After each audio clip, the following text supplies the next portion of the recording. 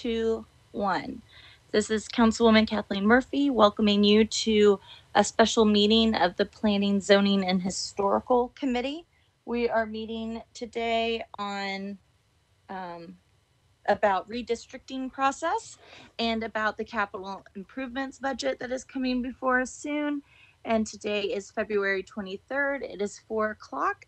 And so I don't think that we need to call roll since this isn't a formal meeting where we're voting on anything, and we invited everyone to join us. And so what I'm going to do is just turn it over to Greg Claxton with planning to talk to us about the redistricting process, and then we can go, then we'll take questions afterwards. So Greg, do you want to go ahead and begin? And I assume that ITS has given you the ability to share your screen if necessary.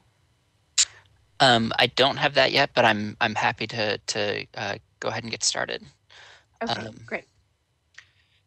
Council members, I'm Greg Claxton with the Planning Department. I'll be presenting an overview of the 2021 redistricting process, getting into the charter guidance we have, the timing that we're looking at, a brief introduction to the criteria that are used for redistricting, and then a little bit on our thoughts for community engagement and the process.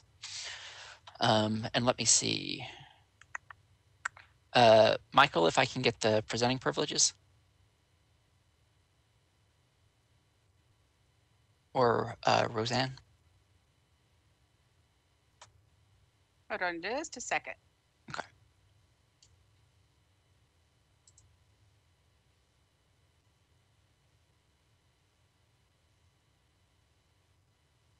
Do you have it now? It has not shown up yet.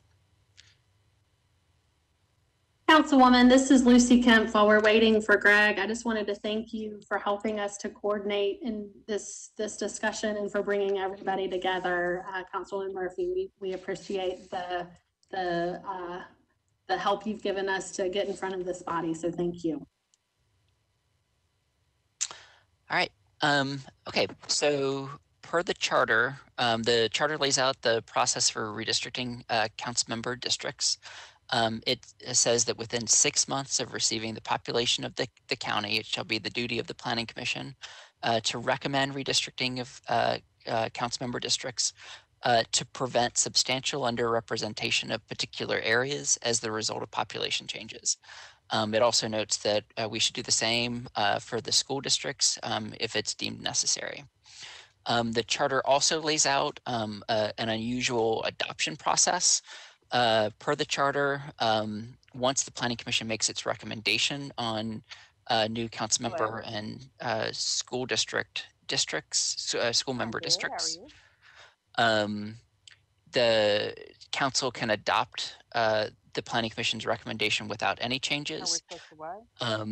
If it rejects the recommendation of the go to the Facebook.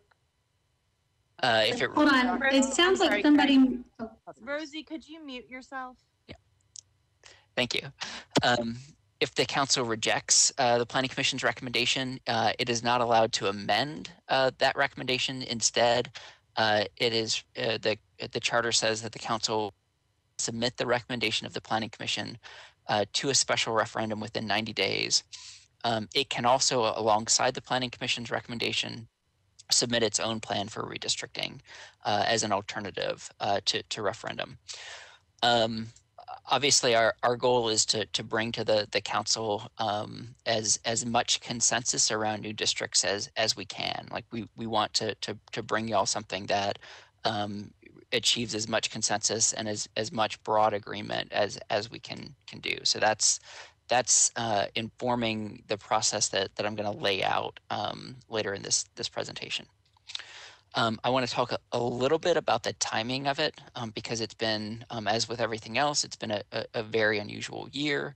So just as a reminder from the last slide, the charter says that within 6 months of getting the population data of Davidson County from the Census Bureau, the Planning Commission has to make its recommendation to council. The expected delivery of the census data has changed several times this year. Typically, we expect it by the end of March. Census is now several months behind a couple of different statutory deadlines in that regard. So I want to give you our best understanding of what the census has conveyed in terms of when they plan to provide 2020 population counts. So the first is the state population totals. This is not the data that we need, but it will be in the news a lot. It's called the apportionment data. This is what they use to establish how many House seats in the U.S. Congress each state gets. We expect that data by the end of April. Again, that is not the data that we need. What we need is more detailed geographic totals below the state level. This is the what should be called the redistricting data, and currently we expect that by the end of September. This has changed a number of times in the last couple of months, so I'm not completely confident that this is the final deadline, but it does seem to be. At least it's gone a few weeks longer than other changes have. So that's kind of our working timeline right now. At the start, a few months ago, when we began putting this timeline together, we didn't anticipate any practical issues with upcoming elections. In 2011, by contrast, we received the data about 2 months before people had to begin qualifying for the 2011 council election. Looking out, the next council election isn't until August of 2023. There is a school board election in August of 2022. We've talked with the Elections Commission, and we've worked back from August to kind of when qualifying for that election would need to happen, how much time they would need to get new voter registration cards out, so everyone knows kind of what school board district they're within. And so our practical deadline now is March of 2022. So our timeline is going to be a little bit more compressed than what we had hoped, but we don't anticipate any issues with that. We think that's all feasible for us to do. I also want to note we've been coordinating with ITS to procure a specific software for this. It's on the same platform that we use for most of the other GIS work in Metro. The provider is Esri, and they provide just a specific redistricting tool called Esri Redistricting. This is something that we can use for our internal work as well as for outreach and engagement. I'm going to talk through in a little bit more detail at the end of the presentation what we anticipate there, but it is a very, very robust tool that we can use in a lot of different ways for this process.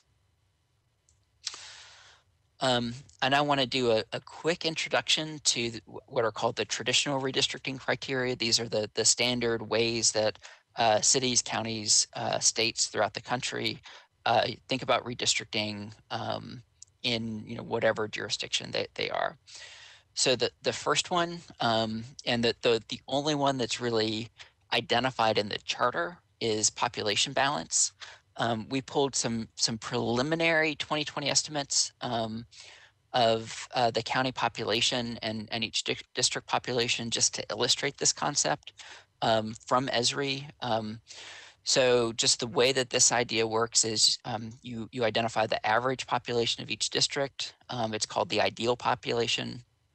You then look at the district that's the highest amount over that ideal, the district that's the lowest below that ideal, and you want the difference between those to be under 10%. Right now, using these preliminary estimates from Esri, that range is 62%. Now I want to caution, I'm just putting this up to illustrate. For a variety of reasons, I'm a little skeptical of the highest deviation. Obviously we're waiting until the census to begin any work. But it's just to illustrate the concept that we want to get kind of the districts close to one another in their population. The second criteria is compactness. This is a common thing that people talk about when they look at kind of the shape of districts, be either, are they funny looking? Are they, is everything close to one another? This is one that there's a variety of ways of assessing. I'm showing on the screen what's called the Polsby Popper score. it's just a quantitative way of saying how compact one district is versus another. One thing that, you know, for us is pretty meaningful here is that compactness tends to be kind of a limiting factor. It's something that people, you know, they look at a district and they say, oh, that seems too spread out. It's funny looking. It's making a weird shape. You know, from our perspective on the Planning Commission, because of the role that council members play in sort of land use decisions, there's also a more positive reason to think about compactness, which is that, you know, people in an area with a shared set of interests and, you know, kind of a shared interest in how properties change over time, you know, that creates kind of an incentive for them to have a single voice that oversees those land use decisions. So, you know, normally this is more of a negative factor or a limiting factor, but I think there is a positive case because of the role of land use for council members. Next, I want to talk about is what's called contiguousness or contiguity. The easy way to think about this is whether all parts of a district can be accessed without leaving the district. So if you had a district that's parts of it are divided by an interstate with no crossing or a river with no crossing, that would violate contiguity.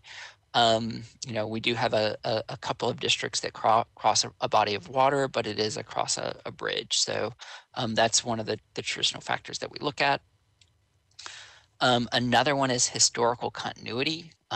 This gets talked about in the redistricting literature in a few different ways. One way is sort of, is the core of the district relatively stable over time, recognizing that kind of the exact shape may change from redistricting cycle to redistricting cycle, but you want some amount of the population that may build up a sense of identity around a particular district to be stable over time. And so I would note that in 2011, the shift of a district from the northern part of the county to the southern part of the county received extremely extensive scrutiny that went through a number of revisions and was a major decision to make that shift. Somewhat related to historical continuity is that, you know, we take it as as necessary for us to treat incumbents very carefully. I think the way that I've seen this expressed in you know, discussions with other people who oversee redistricting is that it is not our job to select representatives. That's the voters' job, and so we just want to be very mindful. If we've got for anyone who's in a first term, it is not our goal to change your electoral outcomes. You know, we want to respect the will of the people. So. Next, we take very seriously the requirements under Section 2 of the Voting Rights Act as it relates to race and ethnicity. Generally, the guidance here is to seek proportionality in seats where feasible and warranted. The technical way of talking about this is to avoid diluting the ability of substantial minority groups to elect the representatives of their choosing.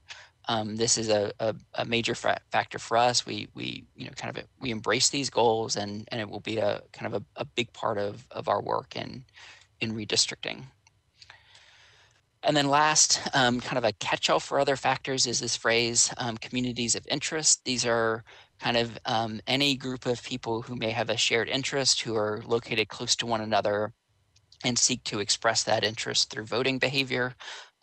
So just the easy example for us is neighborhood associations. You know, we look to keep those, you know, as much as we can within a council district, so that you don't have a neighborhood association who feels they've got, you know, they have to work with more than one council member. Also, kind of concentrated ethnic groups, maybe that aren't large enough to sort of warrant proportionality from a Voting Rights Act perspective, but should still be treated sensitively and not divided up among multiple districts. You know, you could even think of college students in this way, that kind of thing. Two, I would particularly note is that we seek to avoid splitting satellite cities. And then we also need to keep a high school in every school board district. In terms of the process, we've been thinking a lot about what engagement might look like in this process. One thing that I would note is that we are anticipating high levels of interest in redistricting. It seems like sort of local government, good governance issues are on the minds of a lot of Nashvilleians over the past few years. We also expect a lot of national news about it that would likely spur kind of folks' interest in what's going on locally. And so we're just preparing for a lot of interest. Talking about things internally. There's some skepticism that it's going to be anything more than a narrow interest, but we've kind of built in ways to be ready for whatever level of interest the public has. And so because of that, I want to talk through two big pieces in how we're thinking about outreach and engagement. The first is that we plan to conduct preliminary outreach before we even receive the census data. That would likely be later this spring or over the summer. And we've got three general goals in that. One is we want to go ahead and identify interested people and groups, particularly if we're going to be working with a shortened time frame of less than 6 months. We want to go ahead and find as many people who want to participate before we get into our specific time window as we can. This will also help us get insight, like is it going to be a high level of interest? Is it going to continue to be a more quiet, low-key thing? Doing outreach in advance will help us kind of gauge how to do the rest of the process. Second, we want to go ahead and educate people about the process, like letting them know, like getting them thinking about the redistricting criteria, letting them understand kind of what the process looks like, how they can engage. There's nothing that has to wait for the data to help people understand what this process is going to look like. And then last, we do want to go ahead and take input on communities and values, like how people think about their fellow citizens, how they think about the council districts that they're part of, how they think about their political communities, and kind of how they think about these different criteria and how they relate to one another. So that's all stuff we think we can do before receiving the data that will make the time frame that we have to prepare maps and review specific maps more effective and efficient. Once we receive the data, we'll prepare an initial map or maps, and then we intend to conduct very, very substantial outreach on those initial maps. So this is building on work that the team did in 2011.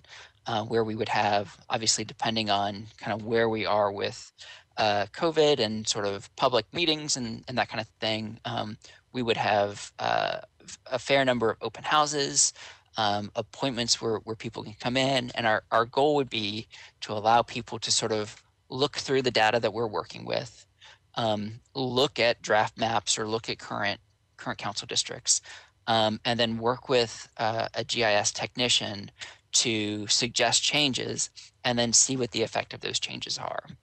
So one way to think about this is that it's very easy to draw a single council district that meets whatever goal you're seeking. It's much more difficult to do that in concert of all 35.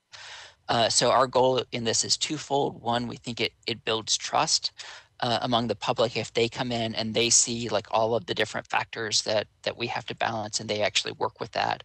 And then second, we think working within some of the constraints that the actual redistricting process has will improve the feedback that we get. That said, we expect this to be a somewhat intensive meeting. I mean, it could be something that someone comes and spends an hour or two doing. We also want to be mindful that some people may want to engage somewhat less than that. And so we'll have an online comparison tool where people can just sort of compare what's my current district, what is the proposed district, and make comments on that. We also are ready and anticipate that there will be some people who will want to do a much deeper dive. And so we'll make the data available. We think we can use the Esri platform that we have to give people a little bit more hands-on and independence in terms of preparing alternate maps. So our goal in this is to meet people where they are. We think the bulk of people will be kind of in this middle category who want to get in and work with the lines, but won't necessarily want to go off and create their own map in 2 or 3 weeks. We think there's going to be a fair number of people who also just want to do an online comparison. Our goal is to meet people where they are. depending on the timing, depending on the kind of feedback, we'll be ready for another round of that.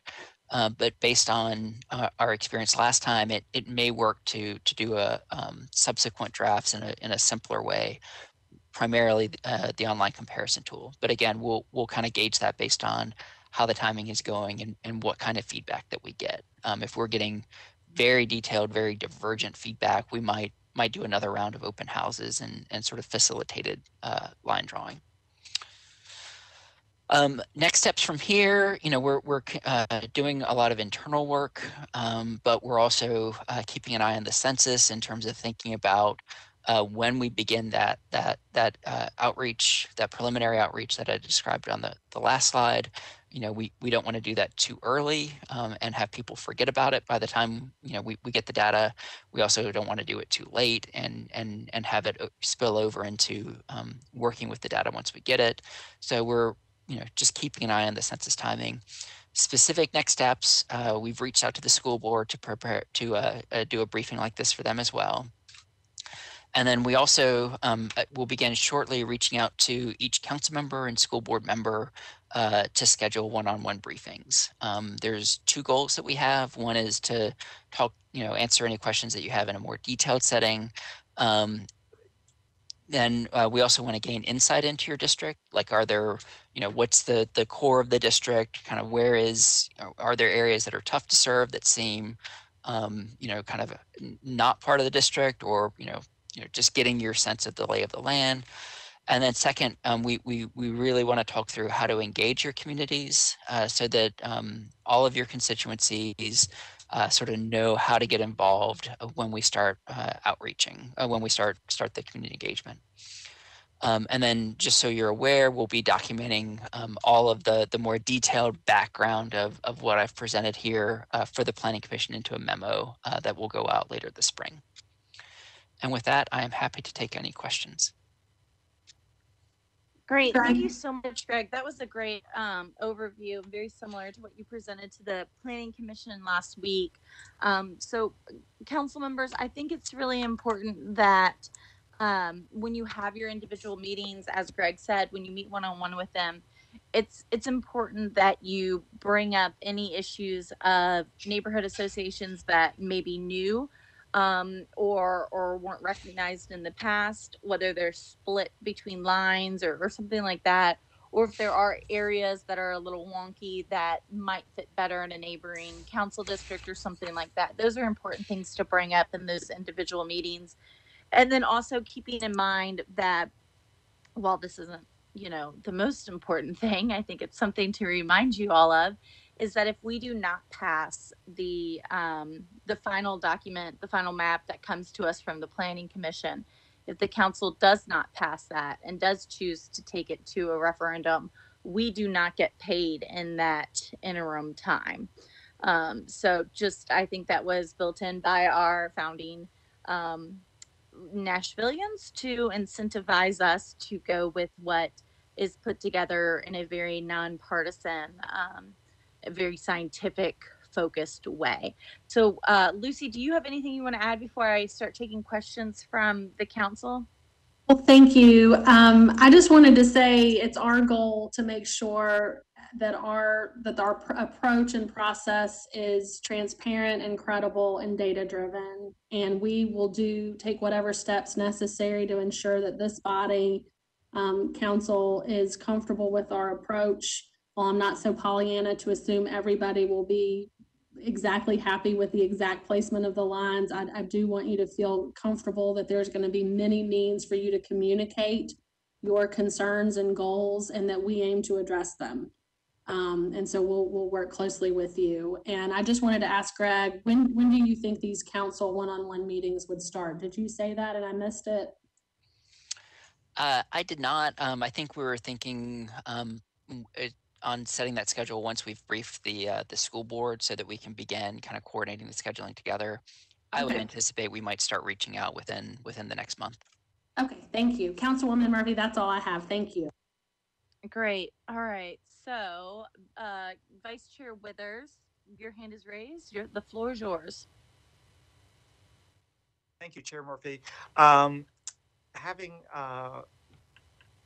been through this before. Not that I was in council, but I was here and involved with neighborhood stuff back in 2011 when the districts were redrawn. I remember that election very well. We had some blocks that were contentious a little bit on one side or the other right up to the last minute.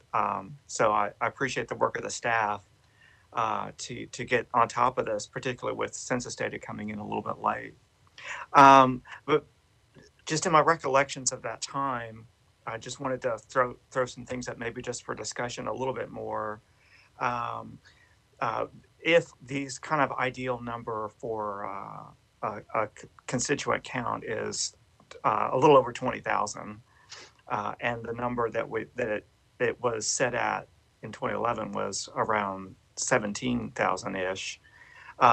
Is it fair to say that districts, I mean, what that kind of sounds like to me is that districts that are experiencing population growth greater than the average are going to shrink in size geographically, and ones that are not growing quite as quickly are going to tend to increase in size geographically? Is my understanding of that accurate, or? As a general matter, yes. If you've got a district that's over the ideal, kind of you limit that, you reduce the size of it geographically, and if you've got a district that's under the ideal, you expand it. Expand it. Okay. Well, thanks. But that's kind of what I thought, but just wanted to have that out in the discussion. I know we're having a lot of conversation amongst the council and the planning commission about growth in certain areas. And for instance, we have a lot of conversation about that in Southeast in particular, for instance. And I just wanted to have that be something that we sort of keep in mind, is that actually some of those districts in Southeast are relatively small already geographically compared to where they were. When we look at the maps that are on the walls in the council office from 30 years ago, some of those districts have shrunk geographically quite a bit, and maybe will continue to do so depending on how growth occurs in some of those areas.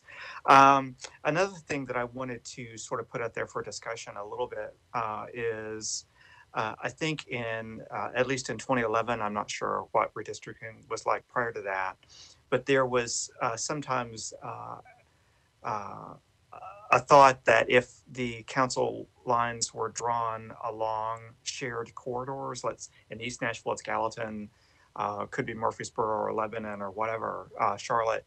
But I think there had been a thought amongst planning staff maybe that by having council lines break along a major corridor like that, that it would, maybe help to foster, we would hope, cooperation and collaboration amongst those 3 or 4 different council members. I think in East we've done a pretty good job of that, but I didn't know if the planning staff or other council members have any thoughts about, is that assumption well-founded? Does having the major arterials serve as a spine where several council districts meet make sense in our experience over the last few years? And really, that's just putting it out there for discussion. I don't have a thought on that either way. And that's it for my questions, Chair. Greg, do you have anything you want to respond to that too? Otherwise, we'll go on to another council member. No, just that it's a point well made, and we're interested to hear council members' thoughts when we get to the one-on-one briefings on how kind of doing it shared corridors or split elsewhere in another way, kind of how that's working in different parts of town. All right, thank you. Councilor Gamble. Thank you, Chair, and thank you, planning staff, for all of the work that you all do to keep us well informed and aware of projects that are being proposed or things going on in our district. I have a question in regards to notifications, and there may already be a notification for this, but is there a way to find out when a developer submits a final site plan for development that was approved years prior? I have several, I guess I'm finding out that projects that were approved as far back as 2005, plans are being submitted, and I don't always find out before I guess, neighbors find out. So I'm wondering if there is a system already in place that I'm not aware of, or if there's some way that you all can notify council members about final site plans, particularly for projects that have been approved years prior and are no longer easily accessible in Development Tracker. Thank you Greg, so much. Something y'all can answer now, or is that something we should address later? Well, if the councilwoman would be okay, I would welcome the opportunity to call you, and we'll bring up the various tools, and could just walk you through sort of how the final site plan process works and where you can track that. Would Councilwoman, could I call you tomorrow? Could I schedule a time with you? Would that be convenient for you? That would be great. Thank you. Of course. All right, Council Lady Gamble, did you have another question about redistricting?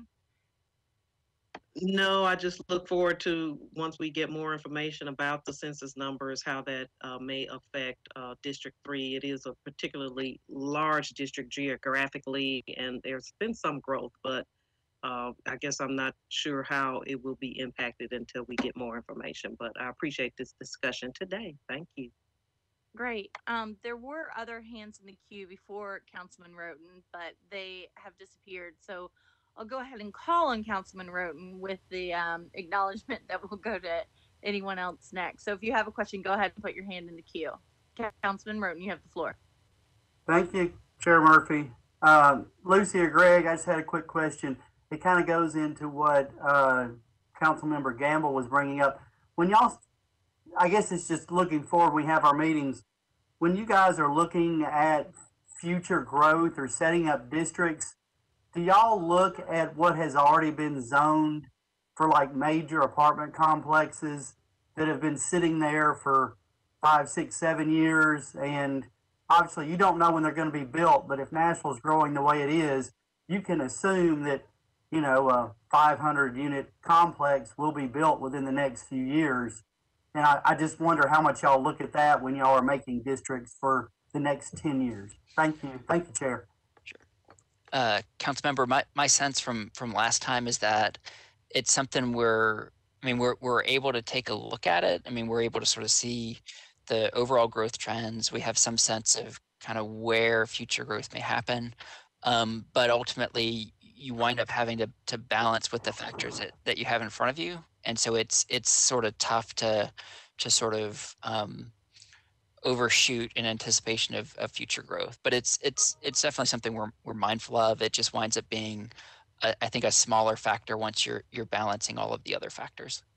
And that's, I just want to, we can talk about it more, but you know, sometimes when you see the districts and there are some that are a couple thousand more than others, you just want to make sure that you don't have a settled residential neighborhood and then you have either open land or places where big developments have already been approved, in those districts being already more than some of the more settled neighborhoods. So that's all I was bringing up. Thank you, Chair.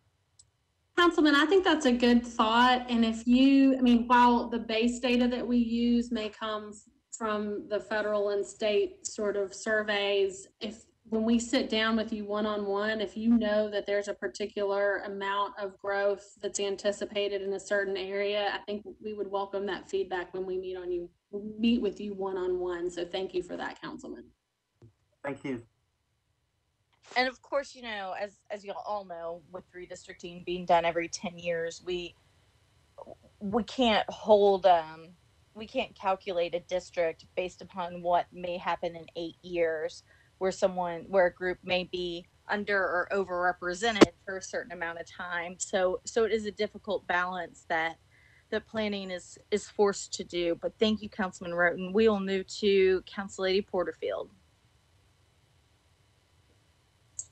Thank you so much, Madam Chair. I just wanted to very briefly respond to Councilman Withers' question about if the corridor divides end up being beneficial. And I will say, from my perspective and my short-lived experience, it has been very helpful in helping our constituents understand.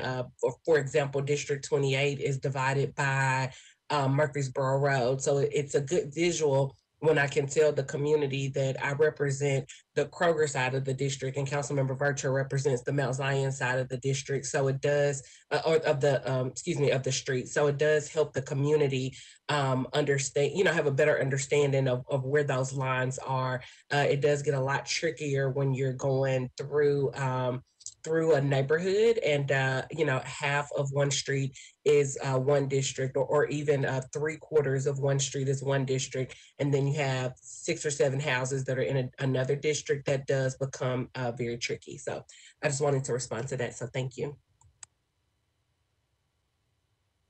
Thank you, Council Lady. We'll go to Councilman Cash and then Rosenberg. And keep in mind, we have the CIB after this. So if you have individual questions, please save those for, not that we have yet, I'm not scolding anyone.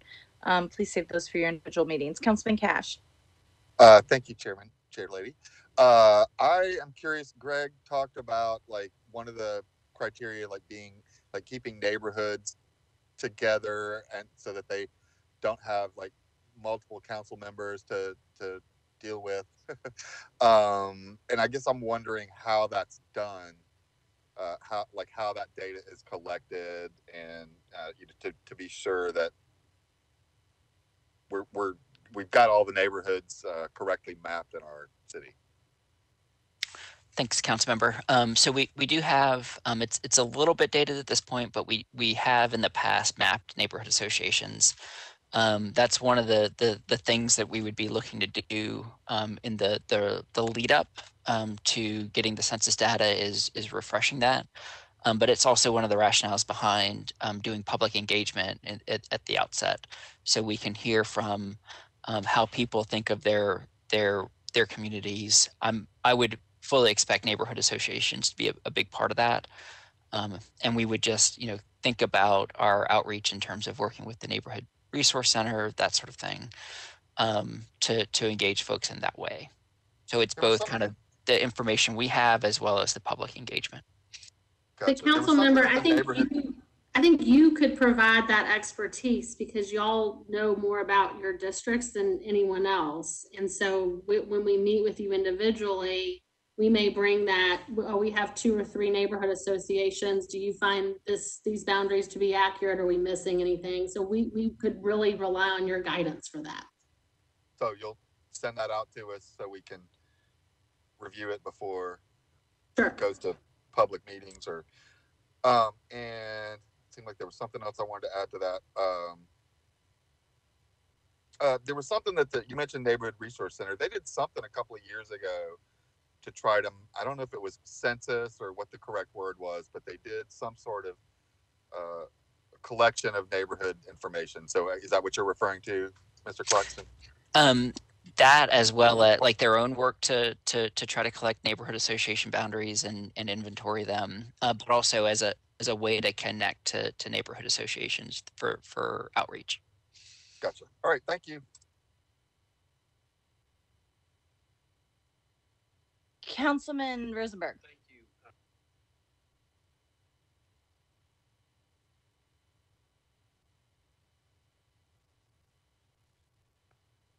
Councilman Rosenberg, you're muted.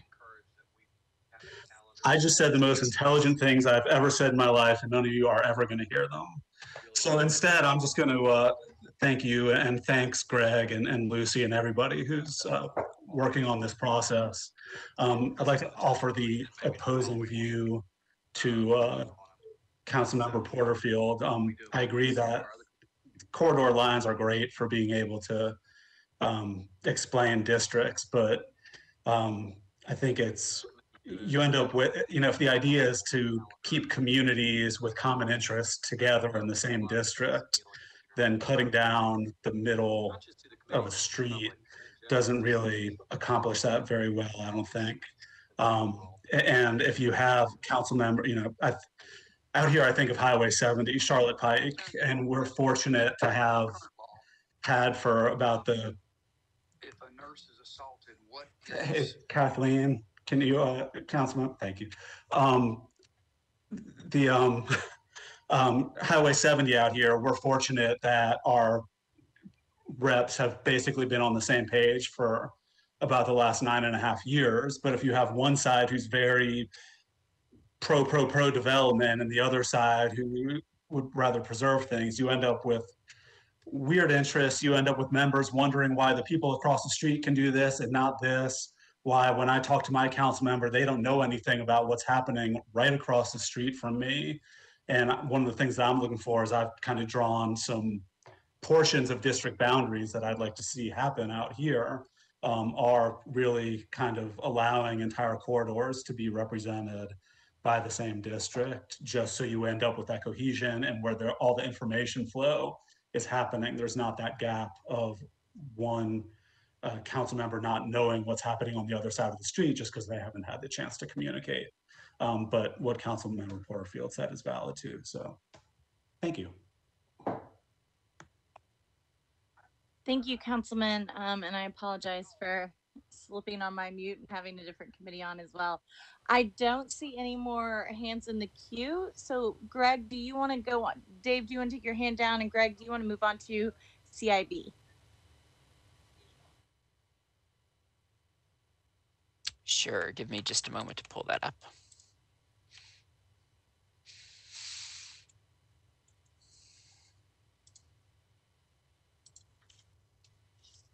All right, thank you, Chairwoman. I'm now gonna just introduce a refresher on the council request process for the FY22 capital improvements budget.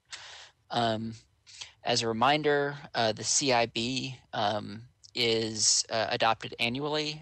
Any capital improvement that Metro makes must be included in the CIB. However, being in the CIB does not guarantee funding. It only lays out what Metro could spend money on. To actually fund a project, you need to adopt some source of funding. The one that receives the most attention are the general obligation bonds adopted through a capital spending plan.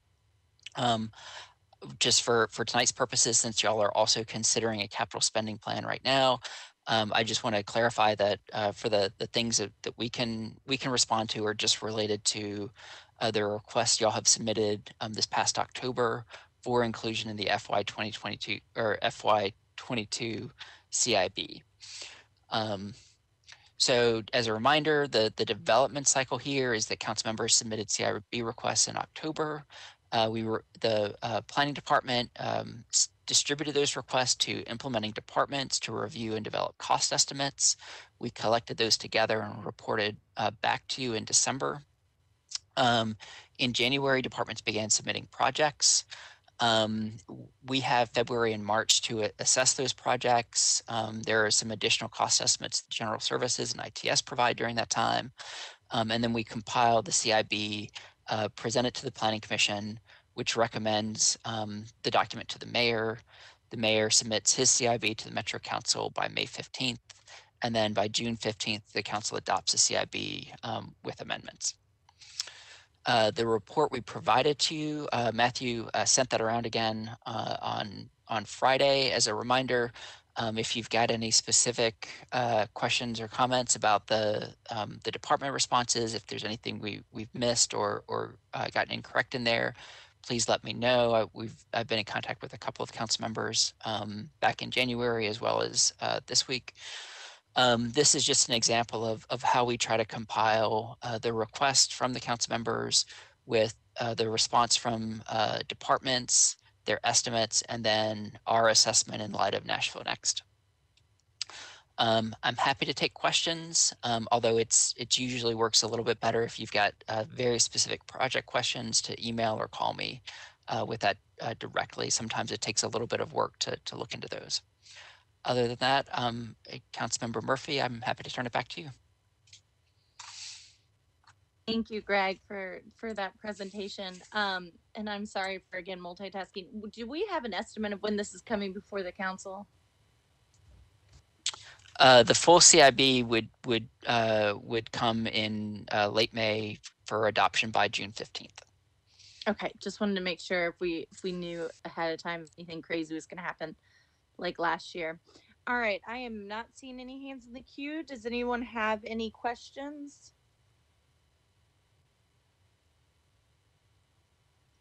Council Lady Henderson, you have the floor. Thank you, Chair Murphy. Mr. Claxton, can you share with the council and just the community kind of the transition out of the CIB and into CSP and project prioritization kind of coming from the department vis-a-vis the walk and bike kind of metrics and score. I think because we have such a backlog at this juncture, right? We have 50 sidewalk projects that are already designed. So I would assume that those projects are funded. When we have such a huge lag, we have a 50% new body, kind of figuring out where things are on the continuum of project delivery gets difficult. And so, whether they're being kind of resubmitted, we're not seeing them move forward. The community isn't seeing them. If they don't see them in the CIB anymore, if they're not there, then, how do we know they're getting done? Can you speak a little bit to that process transition from CIB to CSP and the role of a department like, say, Public Works in, aligning those and, making those clear to council and the community? Thank you, Councilmember. I'm afraid I can't talk in a very detailed way about that transition. We help to coordinate the project requests between council that get submitted into the CIB. We provide all of those to Public Works. They prepare an estimate. I know that when they are preparing their final project list, they're looking at a number of factors. I believe they're doing that in coordination with council members, but they're also looking at, as you mentioned, the prioritization that comes out of the walk and bike plan, as well as sort of constructability and feasibility issues that they face.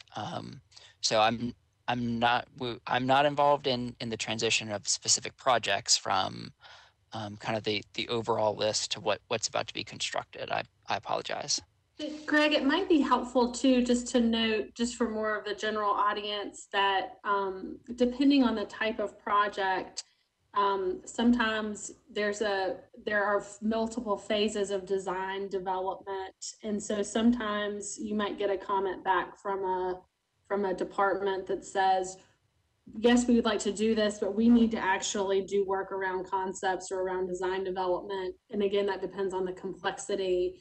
And so I like to think about the CIB in phases so that we can get a project right. And then in terms of the delivery, that can often depend on the way that the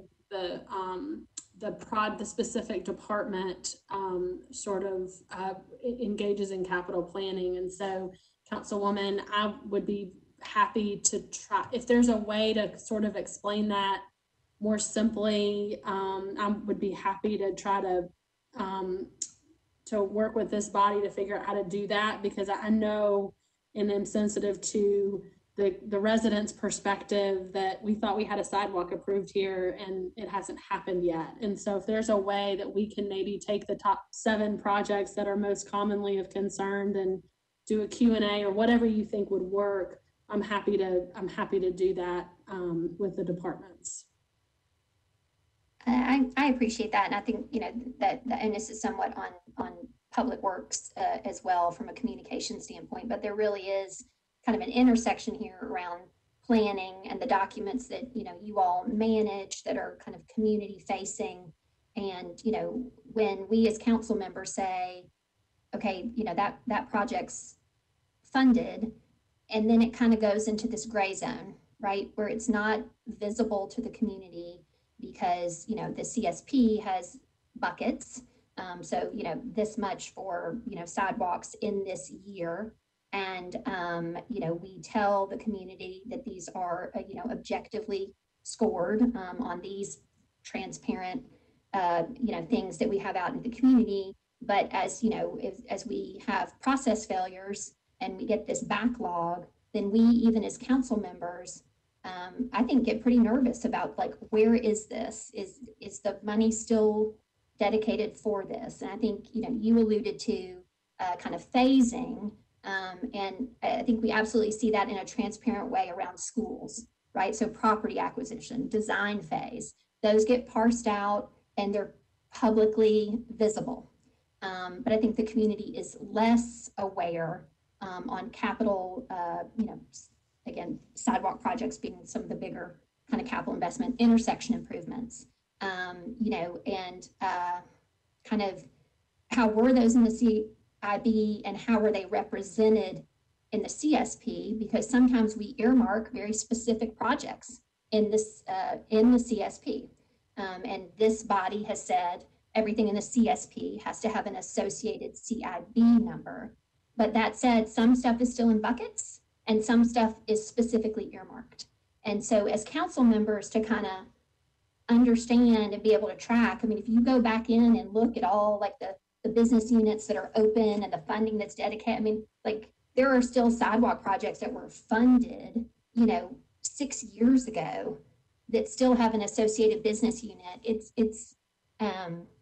I think, it's a bit of it's a mess, and it's difficult for us as a body and for the community to kind of have faith in us that we are planning appropriately and delivering these, because it just kind of goes into this gray area for too long, and people get informed that, oh, this is scored, it's going to happen, and then it's a year and another year and another year, and then there's another council member, and so I would ask that we sort of look at that CIB to CSP, making sure all that language is aligned, making sure we're reporting back out, and so that's clear to the community that that's public facing. Because I think Council Lady Henderson, I think that's a great question that we could have another meeting on jointly with budget and public works and planning. And so I don't mean to cut you off. I just know that there are other events at 5 and at 6 tonight for our members. And so if you don't mind, if we just kind of wrap that to bubble it over with Council Lady Toombs and Councilman Nash and I can kind of circulate when we could get together on that one. Do you have another question we could address today? Because I've got 2 more in the queue after you. I do not. That's it. Thank you, Chair.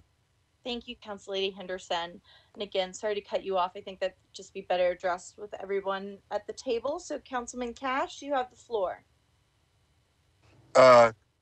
Thank you, Councilmember Murphy. And my question may be similar, and I'm not exactly sure how to ask it, but I guess when and it might be, being relatively newer, I guess I want to understand the walk and bike plan. Like it seemed like a lot of the stuff that came out of the transportation plan came more from the walk and bike than it did from the CIB.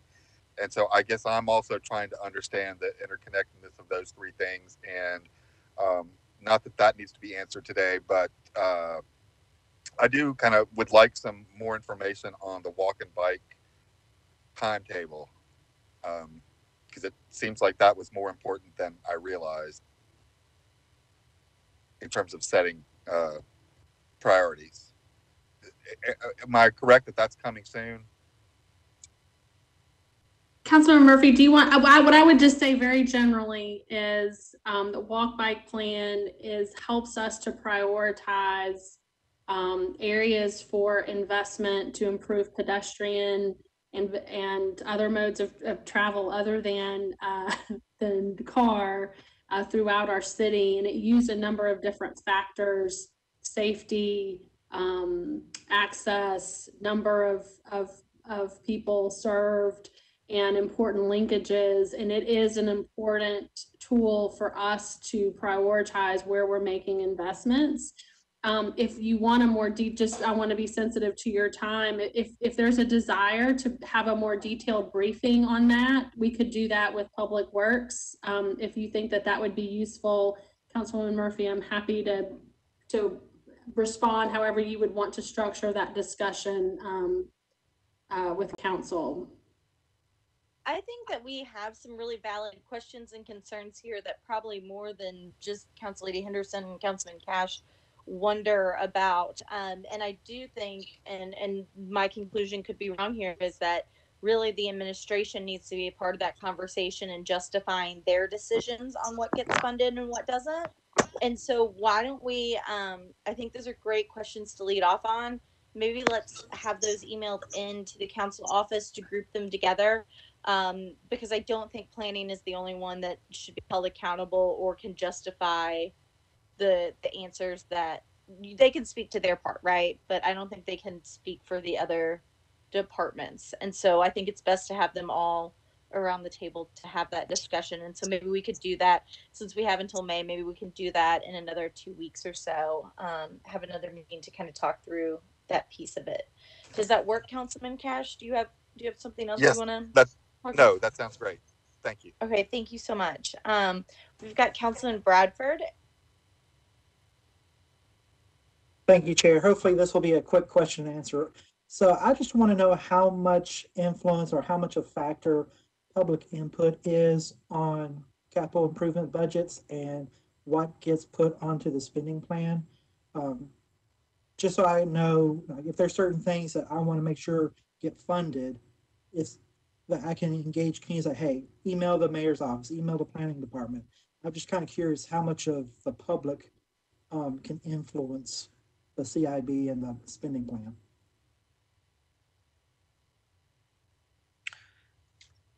Councilmember, I can speak to the CIB. I cannot speak to the capital spending plan because we don't oversee that.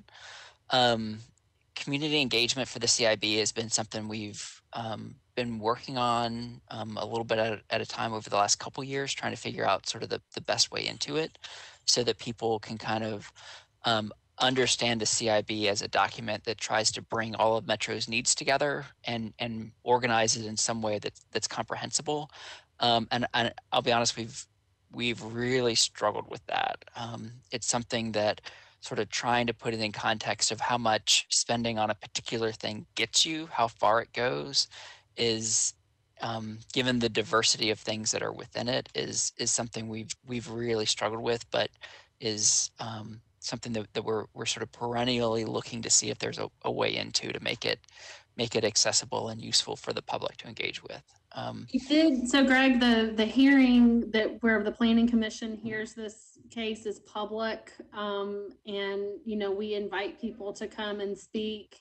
And to the extent that the planning department is recommending priorities around certain areas, we usually focus, I don't want to say always because there are exceptions, but we usually focus on those projects that have had a lot of public engagement and then we understand have a broad public benefit. So it's built in there. But if you kind of looking at this process, think that there's a way that we can better engage folks on the CIB side, we're very open to it. And I think as Greg said, it's a large document that have a lot of different kinds of information. And so we have found that it is difficult to, and I don't know if it's our lack of proper messaging or if it's the way the document's structured. But we're open and we have been improving that, I would, you know. So Greg has done a good job on that front. Councilman Bradford, did you have anything else? That's it. Thank you so much, Chair. All right. I also think it's important. I wanted to emphasize this more last year, but we were a little rushed through this process.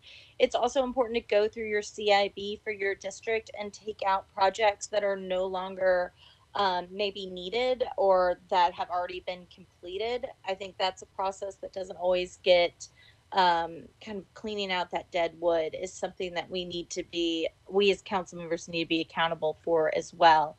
And so, again, I think Tom Cash, your hand is still up, but that's because you're on the phone and it's hard to take it down in that app. Is that right? Or Councilman Cash, do you have something else?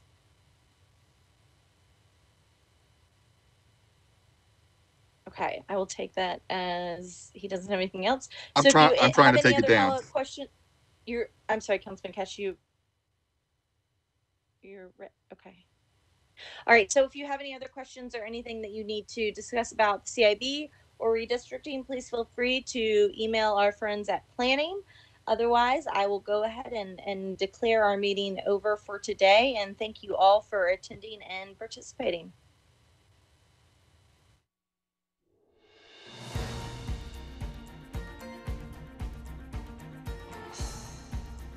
This has been a service of the Metro Nashville Network. If you would like to see this presentation again, or for more information about this and other programs, visit nashville.gov.